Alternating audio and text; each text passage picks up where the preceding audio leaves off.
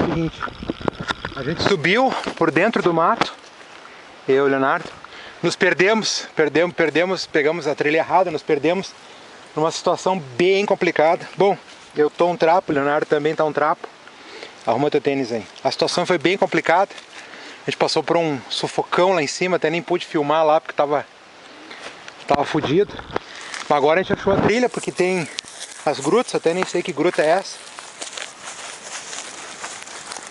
A gruta da Via Crucis. Olha, não quero falar nada não, mas o que eu passei foi pior que o dele.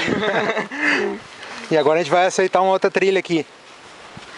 A gente achou a trilha certa agora.